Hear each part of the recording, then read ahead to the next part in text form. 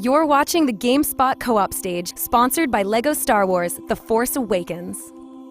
What's the info? Just like shoot me on Facebook or something Hello, like that. welcome back to Let me know. GameSpot's continuing coverage of E3 2016. Drunk? I'm here with Sam, Tal, Liam O'Brien. Hello there. Second most Irish sounding person Liam here O'Brien. on stage. Toity. Thank you so much for coming on for the past 90 minutes to talk to us. We're actually live on Geek and Sundry as well right now, so all the critters are in the chat, and this is the perfect opportunity for them because we're basically doing Q&A, right? Yeah. We're just hanging out. Yeah, we pulled a couple of questions. I think you pulled a couple of questions. I got some here. Mine are mostly from the sort of GameSpot crowd who've got questions about like voice acting and whatnot. Okay. Your questions are sort of like into the Critical Role and all that D&D Yeah. focus. Yeah. You want to tee us off? Sure. Yeah. I'll go to the well.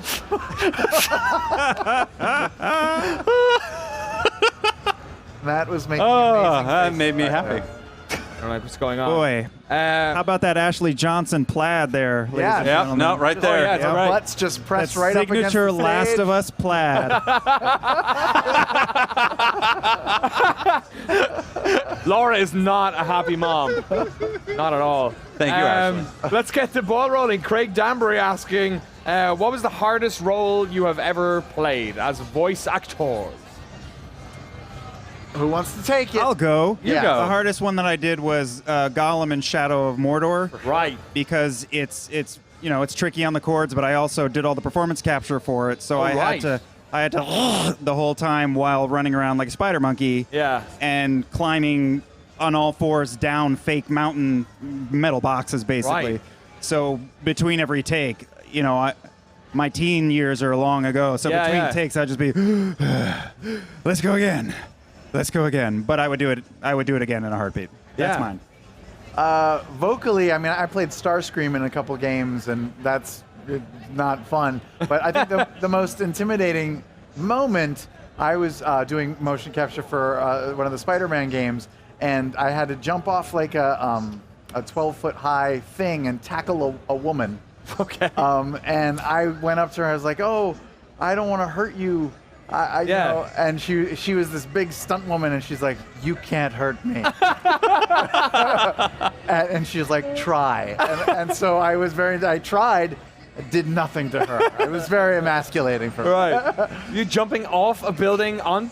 Yeah, and off like a 12-foot high riser, and just tackle her as hard as I can.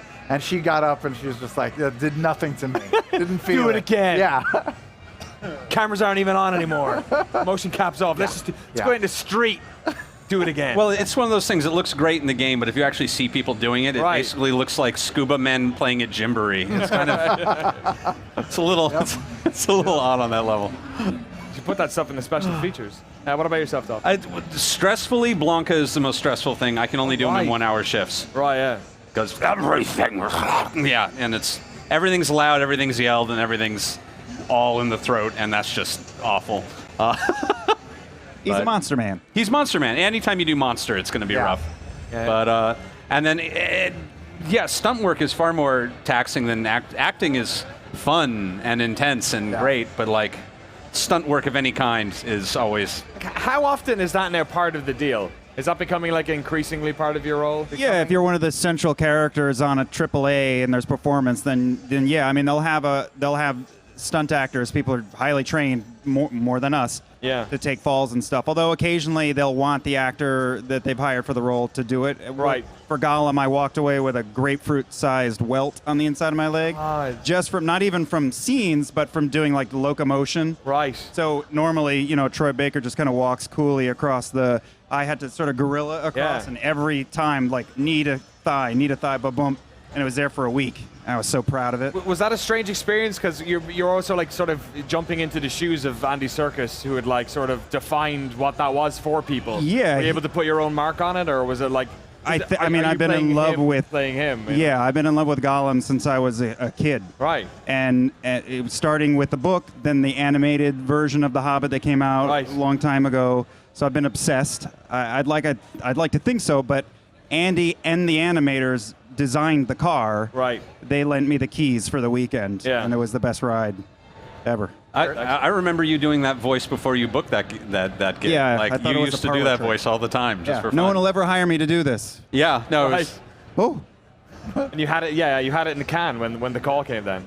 Yeah, it's good stuff. More questions. More questions. I have a question that is Critical Role related from at Bexter Hulkface, who says, how long and how extensive is your out-of-game prep for fights against the big baddies? Okay. Well, this is a new thing because we've only just been fighting big baddies. Yeah. But in game, we will only ever prepare for a fight offline, off the stream, if there's some sort of justification for it in the game, like walking into the Kevdak fight. This is Careful of spoilers. Yeah. Oh, sorry. Which, who knows how it went. There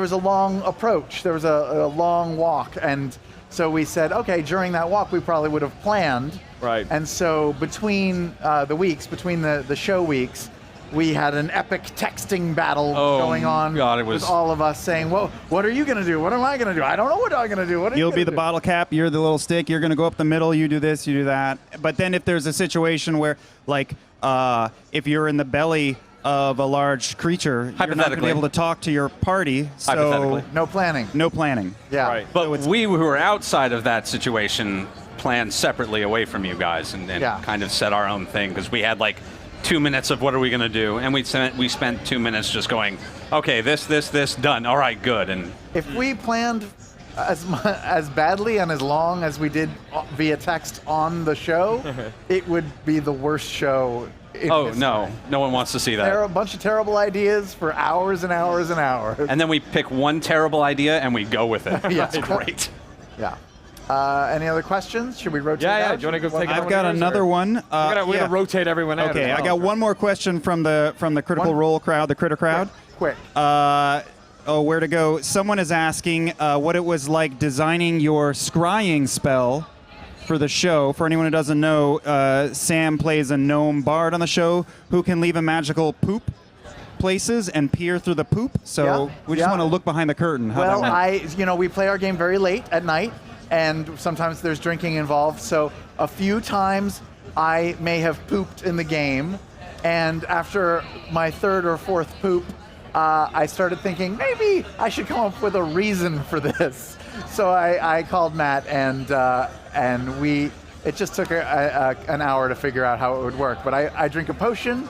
The potion makes my poop magical, and I can see through it, which is really, it's the gift that keeps on giving, if you think. What type of things do you see, except for the butthole of the next person who's sitting on the toilet? Or, that's the thing. No, he lives out on toilets. You're I just poop outside. in the middle Prominent of the room. places. Sometimes I hide it in places. You did poop like up in a tree, so you've got a high vantage point? I pooped Poops in a in jar, jars. and I just leave the jar there. it makes it like a lantern, more or less. It's really my calling card at this point. Right. All right, we're going to switch out us. Which with the other way? Right, critters, we're gonna hop. Crit roll people. Are we staying on. on All right, I stage or think you're leaving on. the stage? No, we're off. Full roll. So Tag here you team. go. Oh, all Tag three team. of them are off. That's Sam and Liam, thank you so much. Hello, friends. Hi. Questions. Hi. Do you have your own questions? Do you want one of my questions? I don't know. Do we have questions? Is this mic on? Oh, Yeah, sure it is. Yeah. Marisha has all the questions. I do have questions. Oh, you got so questions? let Go for it. Her and Liam, they're on top Prepared. of it. The rest of us just kind of sit there and Yeah. watch them work. I just hope I don't re-ask questions that Liam just asked because I couldn't Oh, hear no. it. Was it about poop? No. Looking Well, through I mean, poop? No. We're fine. I'm assuming that was a Sam question. We're Right. fine. Yeah. A few of these I also screen capped that are for Matt. Okay, here's a good one. This is from @Delusional Great. Okay. with an A. Hot name. Yeah, Yeah. Delusional. Yeah. Real good. How's Is it there going? a past How you quest doing? line All right. or battle you wish tired. you could go back and do over, and why? All right. I, for one, it was not a do-over or anything like that. I just wasn't able to be there for the battle with the Briarwoods, Right. with Talison's character Percy's sort of whole storyline, and that's something that I wish I could have been there for. Do you have work? Yeah, man, stupid work gets in the way. How do you kidding. frame that within the fiction of the universe that you're like not there? I just there's a deep sadness that's there. But it actually worked out in the storyline. Matt set it up. Like, it worked out right during this time that we went. She was a cleric, and we got to her temple of her deity. Right. And she was there to help clean the temple up and take care of it, and she had to say goodbye to us, and it was so sad. And then she can pop in and be like this ethereal form of Pike as she comes into our game. It's amazing. Yeah, every once in a while she comes to us as like a glowing vision, and that's pretty cool. Pretty, right, you can just awesome. write around all this stuff. Yeah. Yeah, Matt's, Matt's really good at it. Yeah. It's like science fiction. It's like, how are these bullets working? It's like, we invented the flam. It's like, it's a good thing we did that. Mamaflange. Yeah, I think something I would have done over again is the last big battle we just had with a dragon. No spoilers. That's why, yeah. Sorry. Oh, right. But I rolled really, really bad on my final attack. Why didn't you roll better? What's wrong with you? What is wrong with me? But if I missed both my attacks. Oh, no. And then the next person that hit him killed him. Oh, no. And if I would have freaking rolled better, I probably would have gotten to kill the dragon. That's and it's painful. It's always the worst. Yeah. Well, I mean, the same thing happened when we did our battle royale, and I got you down to 4 hit points. Yep. And it's like, had I just rolled a little bit better. But to be fair, I wouldn't have had it any other way. Like, that was a good way to it come down to the very, very bitter end between cleric and druid. Support. We did it. Battle royale. That's all. Got another hot question? I can get one. Oh, you have one? Go. From my pool, from the GameSpot chat. Lisa Owens asking, do you guys ever like pitch to like games you want to be in? We're just talking to Liam about the whole Gollum thing. He always wanted to do that, and then it kind of worked out. Maybe I didn't ask him if maybe he greased the wheels with the people there about that. But have you guys ever done that? You ever been like, yeah, you know what? I really like to be in Uncharted. I'd really like to be in, and just get yourself in there. Make those connections. E3's on right now. Maybe that's what you should be doing. I don't make games. I don't know if you know that. It's hard because you want to be cool. Yeah. You want to be cool, man. Yeah. So we and I think at the end of the day, when you book a role because of a good audition, that's gonna make you feel better than if you like. Yeah. Hey, and then you bribe them before you in the game. Yeah. But I mean, there's also probably been a few times in my life where I've been like, I'd really like to work on that. Yeah. Okay, bye. But for the most part, not a whole lot. I don't know. I did same. I feel like I would want to audition, but I would love. I think because I'm so obsessed with the series, I would want to do something with Portal. Right. Yes. I don't even know what that would even be because there aren't really any. Dude, I don't know. I did a VR game with Valve, and it was in the Portal universe, and it was so much fun. Dude, yes. But like to actually do a Portal game would be phenomenal. I did. When I started working with Telltale, the first thing I ever did was Wolf Among Us. And when that audition came through, I was like, okay, yeah, I totally want to audition for this, but I had heard that they were going to do a Game of Thrones game. Right, yeah. And I was like, I really want to do a good audition for Wolf so that I can get in on Game of Thrones. Yeah. And I talked about it in almost every session, like, gee whiz, guys, it sure would be nice if... Good stuff. Was there any, Mercy, you think any games out now you'd like to be in? Oh, I can think of a ton of games I'd love to be in. Is this wrap it up? We're on a switch. Oh, we're switching. I want to be in all the games all the time. Okay, bye. Run. All right, we need to get Eric. We need Eric Walpaw to make a new Portal so you can all be in it. I'm over here. There you go. What up? There you go. Gentlemen. We can tweet for Ashley. She left her phone. Do you have? Did you have questions on that, or do you want me to pull some of it? I don't know either. No, we're going to take some questions from the audience. I think anybody that's sitting around. Oh, really? Yeah. The people that are sitting here asking, raise your hand. We'll answer a question. Yes. Liam has some questions. My question for Matt Mercer: what was your favorite magic item that you've ever made? What does it do, and why is it your favorite? My favorite magical item I've ever made. What does it do, and why is it my favorite? I'm probably going to have to lean towards a weapon known as Craven Edge that's come up in the campaign previously. Yeah. Partially because it had been a long time since I made a sentient weapon. And for those who don't know what that is, it's a weapon that actually has a personality and a goal and a drive. And it was found by Travis's character. It was my favorite toy. Yeah, but then it kind of did bad things and made him do bad things. And it was like the best buddy comedy ever between a character and something that wasn't actually a person. So sad that it had to go, but it worked for the character arc, and I think if it had stayed around longer, it was a badass weapon. It was a badass weapon. It was. I wish it hadn't killed me. Yeah, and it still exists. It's still out there. It's in some extraterrestrial plane or ethereal plane or some sort of plane. Well, that sort of allows you to play a character then in a way, right? Because you're informing what this character's doing. It's like your voice within the world. Yeah, he'll be like walking into an area, and all of a sudden the sword will start speaking into his mind, and be like, "Yes, kill them all." And he's so much fun. One other question? Liam has some questions also. Oh, you don't? Oh, you texted me. Oh, wait, we have here. Question? No one? I have a question. Nobody has a question? I have a question. You have a question. Okay, from @Stories and Dreams, do you plan interpersonal interactions ahead at all? For instance, Vax, what Vax is going to say to Keyleth, what's Grog going to say to who, to ha, to who. No, we do not plan any interpersonal I don't think we have time during the week before the game if we wanted to. No.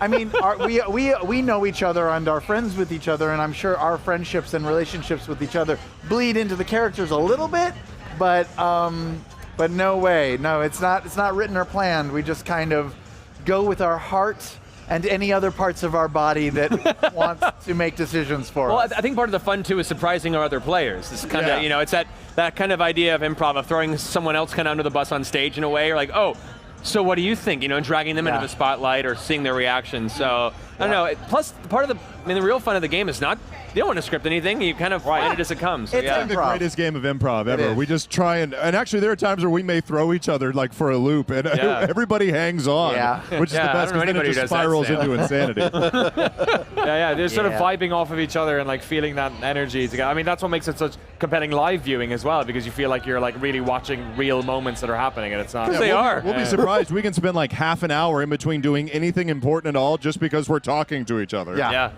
Good stuff. I got a question here. Okay. I'm going to take it. Actually, you know what? I'm going to use Lisa Owens' question for the last one because that was pretty cool. Do you ever pitch to games that you love? Are there any games out there that like you wanted to be in and you were kind of like, you know what? Like pitch ourselves as an actor or a story idea or as an actor? Tell them about that time you dressed up in the Cirque du Soleil outfit and you did the ribbon hanging routine out front. I usually send myself in a box, like in a package to different developers. Colorful packing When they pellets. open it up, it's stinky because I've been in there for days. Yeah. But I'm like, I'm the guy. No. It's usually customized to what the game is. Are there any like developers you feel like I would love to work with them? Like you got to work with Blizzard recently. Yeah. Is that what like you've worked with them before as well? Yeah. But are there any like developers that you go, oh, I'd really like to see, or you've heard from one of your colleagues that they're really good to work for? There are plenty of developers out there that are fantastic. I had the pleasure of working on the dev side before I became an actor, so I knew a lot of people in that process beforehand. But I mean, like as far as games, it's one of those things we have to write a line. You can't really pitch yourself like out in the open or do like a public calling because it can come across the wrong way. You have a lot of us who train the proper way. You kind of want to go through the proper channels, go through the auditioning channels, and if you're right for the part, they'll pick you. But if we're at a party, like a post E3 party, drinking with so and so who worked on a series that we love, we'd be like, hey, if you guys are ever doing the sequel, I'd love to be that one. How about a McCree miniseries? A McCree miniseries. Man, my hope, I'm so glad Overwatch is doing well because I hope that they can begin pushing into other forms of media. Right. Like Overwatch makes for a great video game. I think it also makes for a great series. Well, the animated shorts they've been working on. I'd love more of that. So yeah. When did you record that stuff? Well, we began recording a year and a half ago on that game. Right. And we've done a bunch of updates since then, so yeah. It's crazy stuff. Which, by the way, if you guys are playing Overwatch, if you're ever doing the level where the payload is the big old car that drives through the movie lot, and the guy in the car is yelling at you. Oh, really? Yeah. Is that you? I'm that jerk. Nice. That's me. He's most jerks in most games. Yeah, it just comes naturally to some people. I really have to stretch to become a jerk. Yep. And not in real life, I'm like a saint. Yeah. Like the nicest. No, I'm an asshole. Do you have any more questions on that one? I was only given the one question. Good stuff. All right. Well, I've got more here.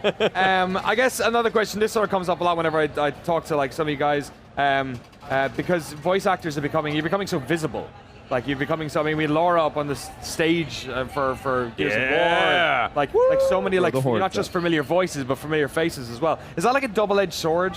Where like I talked to Troy Baker about it a couple of months back, where it's like after a while. Like, do you ever exhaust your range and people like are able to figure out who you are? Is that ever like a problem?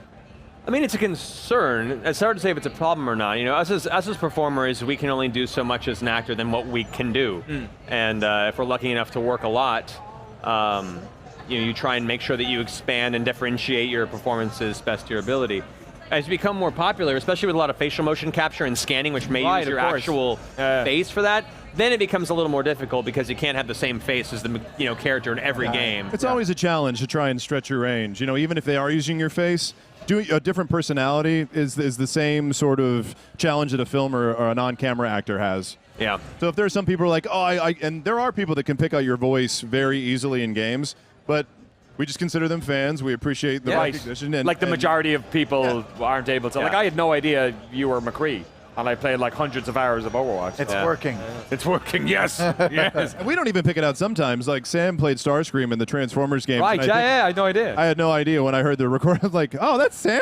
That's awesome. That's my second voice. I have two voices. 1 and 2. That one and me talking. There you go. Travis, Sam, and Matt, thank you so much for coming on. Thank you for having us. Thank you so much to everyone at Critical Role for coming on today. Really appreciate it. Enjoy the rest of E3. You as well. And hopefully we'll see you in the next coming months or maybe at next year's show as well. Yeah, definitely. Or tonight. Thank you all so much for watching today's show on GameSpot, on our Twitch, on GameSpot.com, on our YouTube. Thank you so much to all the critters in the Geeky Sundry chat as well. We really appreciate it. We will see you later on here, I guess. There's more stuff happening. I was about to wrap up the show. I'm going upstairs to do more demos. I don't know what's on next.